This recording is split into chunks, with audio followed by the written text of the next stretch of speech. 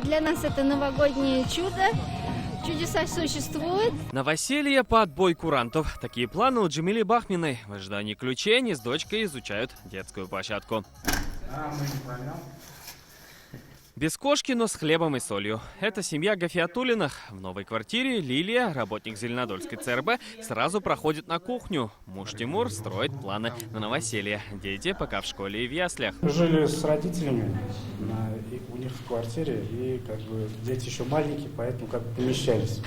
Но так как сейчас квартира у нас уже своя, поэтому семья будет уже, так сказать, бегать, радоваться. Вот здесь, смотри, детская классная вообще будет.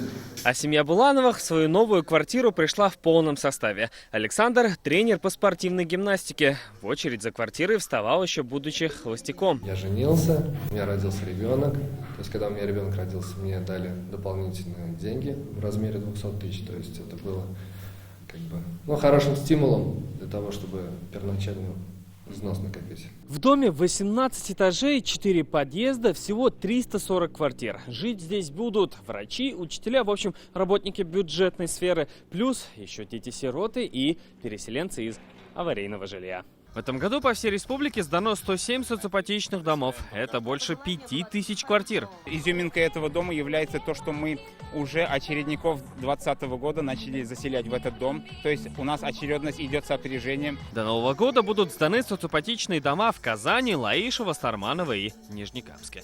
Салават Нухмадуллин, Ренат Сафин, ТНВ, Зеленодольск.